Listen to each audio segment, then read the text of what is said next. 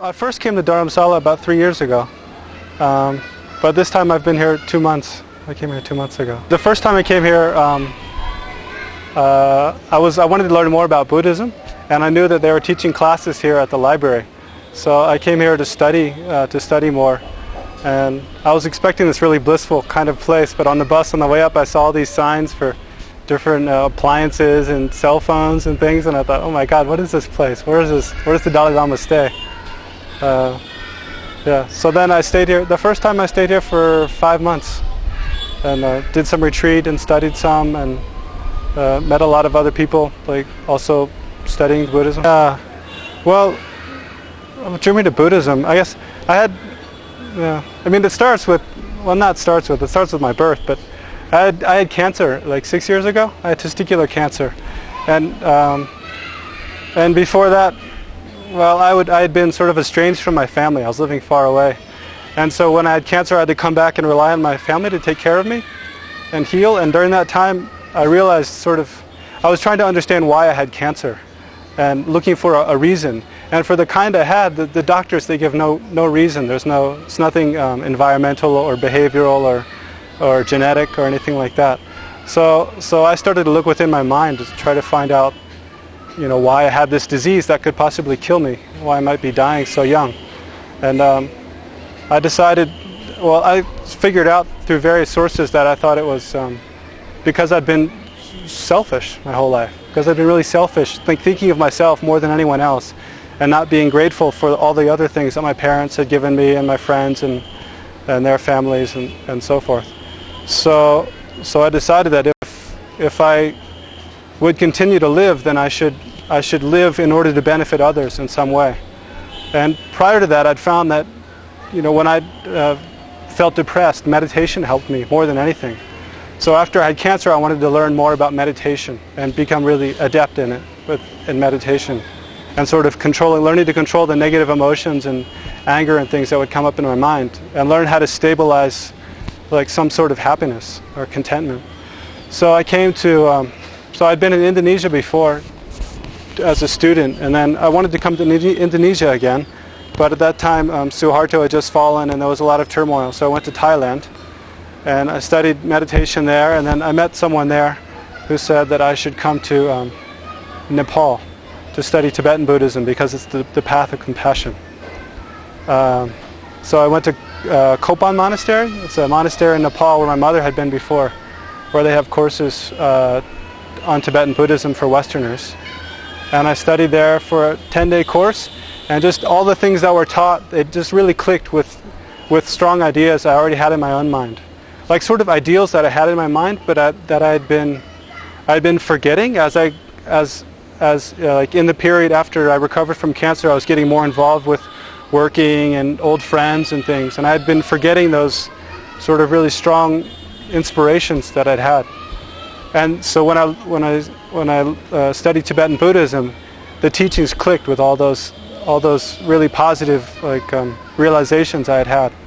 And so I wanted to study more, like a lot more. And at that time, there are 3 places between Nepal and India to study Buddhism mainly. Kathmandu and Bodh Gaya and Dharmsala. So some other people I knew, they were coming to Dharmsala because His Holiness was giving teachings then, and I decided to come also. Yeah, I was expecting like a sort of something like the place I'd been in Nepal, but bigger. And the place I was in Nepal is a big monastery that was suited for Westerners to come and study. So really beautiful gardens, and just everyone's very peaceful and sort of being very mindful, and studying Buddhism in a very sort of organized way. And so I was expecting something, very peaceful and kind of high and removed from the hustle and bustle of the regular world. But when I came here, it wasn't that at all. And I learned I have to stay out of the main part of town to have that sort of environment. Yeah, actually I didn't know that much when I came. I knew that the Dali Lama lived here, and I knew that he was sort of, in Tibetan Buddhism, he's regarded as a living Buddha. And so, I expected that he would be surrounded by some sort of like blissful atmosphere, and that it would be very easy to understand and realize like the teachings.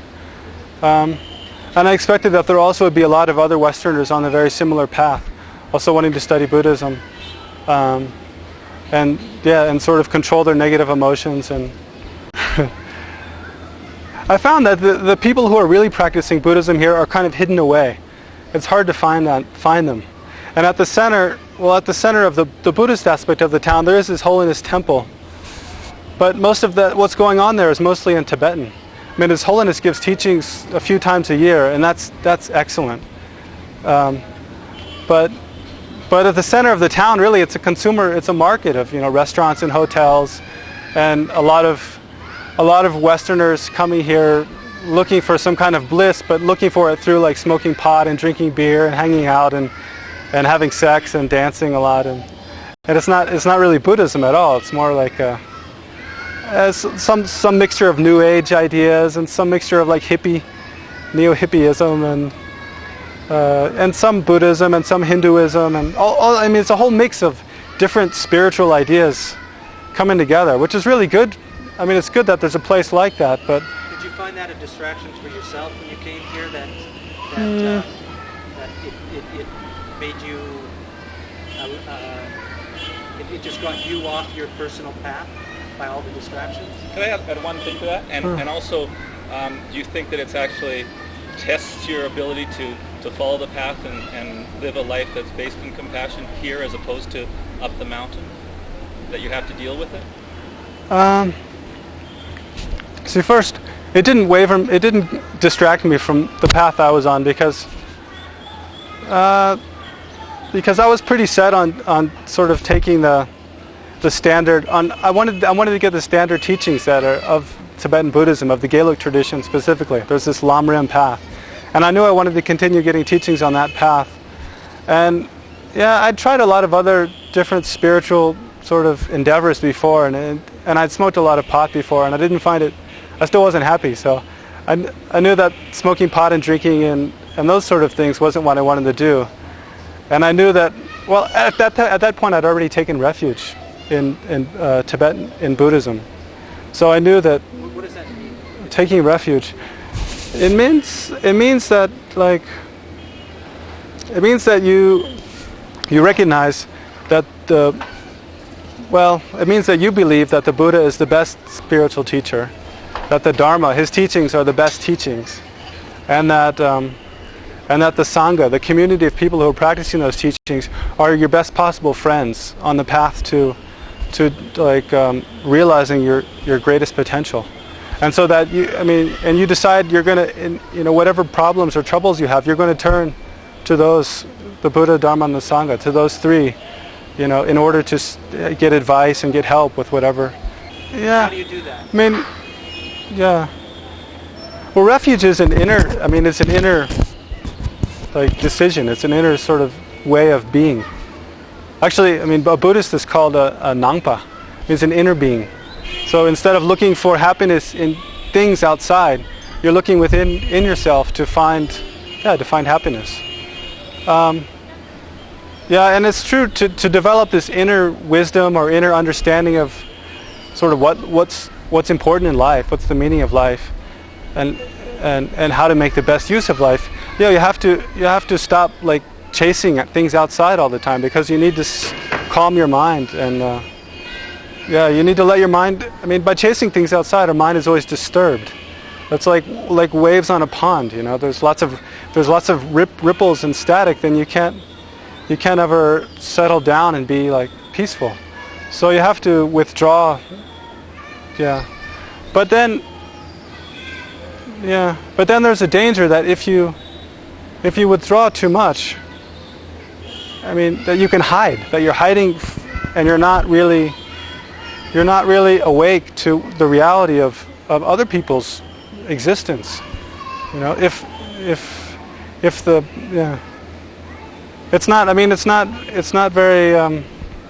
not very useful if I have peace myself, but I don't interact with other people at all.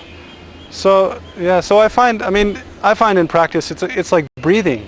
I come in and try to develop some kind of wisdom and some compassion and some kind of understanding of what's happening, why I'm suffering, how I can be happy, And then I go out, and try to interact with some other people. Go out, come into the market and try to look at other people, and not just see them in like a very two-dimensional way, but try to see them with more depth. Like, what's that person's experience of life?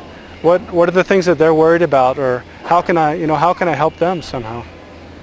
And in your experience and growth as a person during your practice of Buddhism, how do you see yourself relating to the world Differently?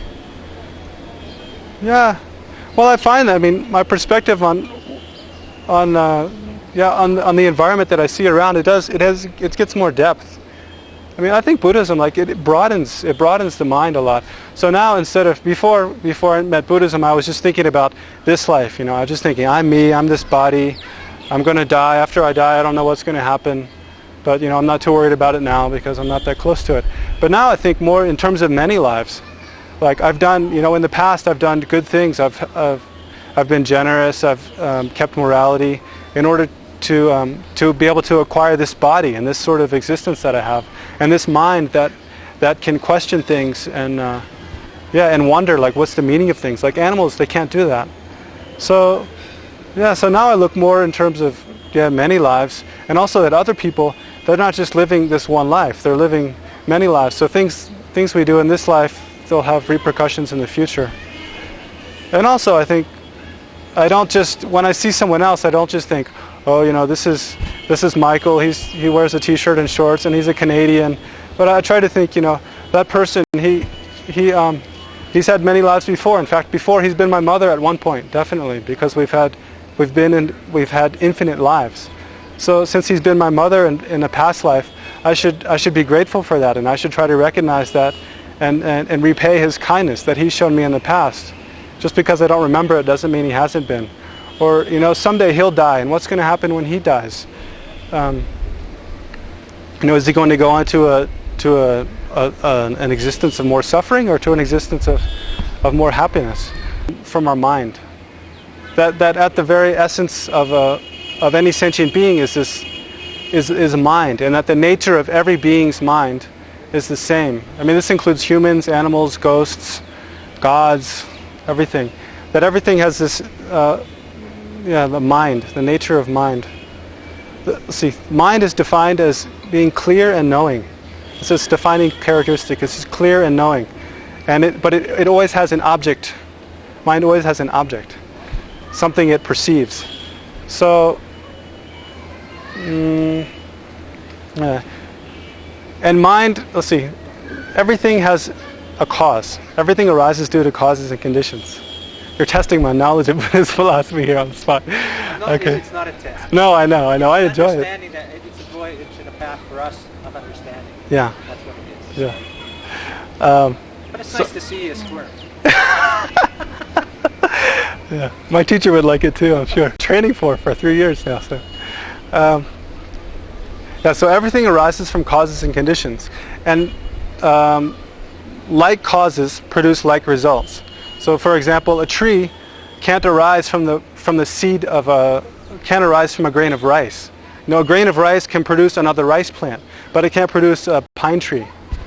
So, for the mind, it has to have arisen from a previous moment of mind. So since the mind's nature is clear and knowing, it has to have arisen from a cause which is clear and knowing. So we believe mind can only have arisen from a previous moment of mind. It can't, some people think that, like a human mind that we have now, it arises from, a million years ago, lightning struck the sea, and then this started this whole process of evolution with the first, organism, and then. But Buddhist is completely different. That mind arises from a previous moment of mind, and you can't find any beginning to that process of that chain of arising. So mind mind comes from beginningless time. Mind has always been existence. In each of our minds, it's not like there's one mind. Each of our minds are separate. It's just like separate streams. Yeah, one level. There are 3 levels of consciousness. And then within that there are more, but there's a gross level of consciousness, which is what we're experiencing in our waking state. And then when we go to sleep, the gross consciousness sort of absorbs into a more refined energies, and that's called the subtle consciousness, and people can access that through meditation. And then there's the most subtle consciousness, which is this mind I've been trying to describe, this very subtle mind. And it's this subtle mind along with some traces of a subtle and gross consciousness that go from one life to the next. So how would you know that I'm your mother, I guess? Okay, the logical reasoning is because mind is beginningless. And so we've had infinite different existences, infinite different lives as animals, as hungry ghosts and hell beings and all these different kinds of beings, of humans. And since every sentient being has also, their mind is also beginningless, and they've also had infinite different existences, then every possible situation has been experienced with every sentient being. So every sentient being, I mean animal, human, has been my mother at some time. And I've been their mother. He could have been, when you said me, it was him as well. It could have been Yeah, him. Or the monkey. Yeah. We've all been each other's mothers countless times. And not only as humans, as animals, and we've been each other's enemies and fathers and brothers and sisters in infinite different relationships.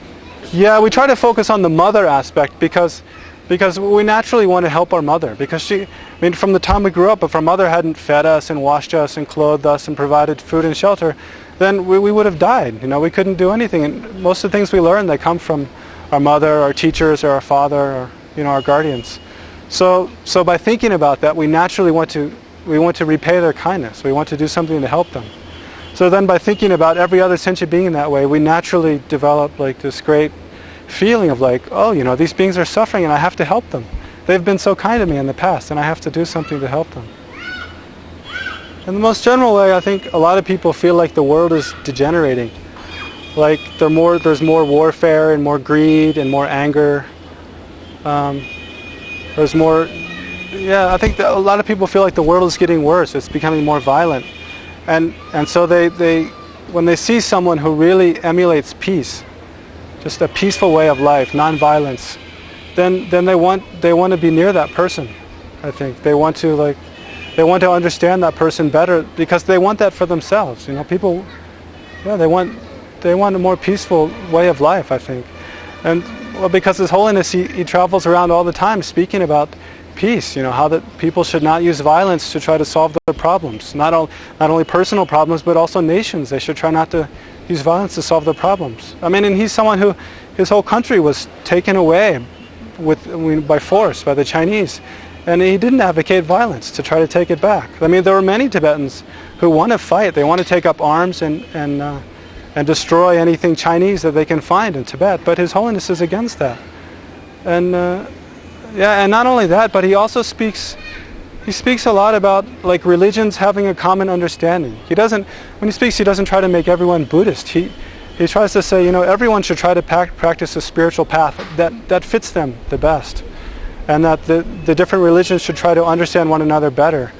Because in that way they sort of they distill what's really the essence, the most important in each religion, which is being kind to each other and not harming other sentient beings, not harming other beings, and being generous, living in a moral way. So I think people come here generally for that reason. But I also meet a lot of people here who have more sort of mystical experiences with the Dalai Lama. Like they have dreams about him. When they don't know anything about Buddhism, they have dreams where they see him and he's telling them like, come to Dharmsala, and or they just see him once like on the news and they have like shivers go down their spine, and if they've learned from him, they've seen his face and tried to practice and tried to follow his advice. So then in this life, although like the process of birth is very traumatic, so we forget most of the things we forget our past lives. Just like in a car crash, like people can forget things from earlier in their life. So people don't remember in this life. They don't remember like having been a Buddhist in the past or having met the Dalai Lama in the past. But then when they see him, it's like something sort of on a very subconscious level is awakened, and it's something that was very important to them before. So this time they want to pursue it, even though they're not clear like what it is. The fact that you're from the West, and as the Buddha said, the cause of suffering is craving, and seeing your experience with what the West has to offer, it's probably much different than the average Tibetan who becomes a, or Yeah, becomes a Buddhist. So I'm wondering, do you think it's more difficult? Did you have more to deal with? Is that craving, is that something you still have to deal with now? Really wondering, as a Westerner, what's it like to take on this role that's not really part of your culture? Yeah. Yeah, there are two aspects there, because I think on one hand I'm lucky that I've experienced this culture of consumerism, like obsessive consumerism, when I was very young and growing up, because I developed an aversion to it without even knowing about Buddhism. Just naturally, through trial and error, I decided that this isn't where happiness is at. It's not through getting things. And I think Tibetans who haven't had that experience, they see America as like some kind of paradise where they go and they get everything they want and then they're happy. You know, they get a car and a house and a good job and a beautiful wife and then they're happy. Whereas I don't have that sort of misconception anymore. On the other hand, I look at a lot of the monks who have been in the Tibetan monks who have been in the monastery since they were young, and I mean, some of them, they are afflicted with this idealism that America or the West has happiness, but some of them they really like Dharma. I mean, they really want to study and practice Dharma, and they're not so attracted to the West, and then they have a huge advantage to me, because they've been studying Buddhism since they were really young. They've been studying the language, they've been studying the texts, they've been developed in their minds to be able to hold, I mean, they memorize lots of texts, and they've been receiving explanations for years and years. And so for them it's much easier to, like, if they want to take what they've been taught and put it to practice, it's just much easier, I think, because they know a lot more. They can access all these different meditators and teachers who have a lot of experience. Whereas for me, I can really only talk with those who either, if I have a translator, or those Tibetans who have learned English, I can only read the texts that have been translated, which is like 5% at the most. So, yeah, it's difficult to get access to the teachings. But on the other hand, I feel like I have a lot less distraction because I've suffered a lot more, like, through attachment, I think. How did your family and friends react to becoming a monk? Yeah, my family, actually, they're quite happy. I think they think it's a really good thing to do. My mother had studied Buddhism in Kopan, the same place I first studied Tibetan Buddhism, 3 years before I had, and she's been continuing to study off and on ever since. And my father, I think after I had cancer, like, anything I wanted to do was okay, you know. And actually, my mother, she was a Catholic nun for 8 years in a convent in the Midwest, and my father was in seminary for 7 years before they met and got married. So they both had ordained lives before. So they think it's a good thing to do. And they trust my judgment a lot. If I think it's a good thing, they think it's probably a good thing. Even my grandmother, she's been a staunch Catholic her whole life. She always wanted my father to be a priest, and then when he was a seminarian for 7 years, and then when he bailed out on that, she was crushed. And so I think like having a Buddhist monk in the family is sort of the second best thing to having a priest. And she even calls me by my ordained name now. Yeah, it's really good. I find one of the best things I find about Buddhism is this way to deal with other people's, what you perceive as evil. It's so profound to realize that you know, when someone's angry at you, even when they're in your face, it's very difficult. But when you get a little space, or you see other people being angry, or even, you know, someone's been angry at you, and then a time later you're thinking about it, or even in the news when you see, like, someone driving 2 planes into this, you know, killing thousands of people at once. You know, you realize that the people who are inflicting harm on others, the people who are angry, they're also suffering. That's the reason they're doing those things, and they think that by harming someone else that they're going to be happy. And they're doing that because they're not happy, because they're suffering, like, intensely. I think most criminals, the reason they murder people, or is because either a lot of times, like, murder is done over a woman. Like, like someone took their wife and they're so angry and they're miserable, so that they go hurt someone else. But usually we get angry at the person who's inflicting harm, but we have to look at that person and try to see why. why are they doing what they're doing? And the reason is because they're suffering a lot. I mean, probably more than most of us who appear to be happy. And so you try to develop compassion on that basis. That this person, although they're harming many other people, but they're also inside, they're suffering probably just as much as the people they're harming, in a different way. And in the future, I mean, if you believe in reincarnation, in the future they're going to have miserable existences.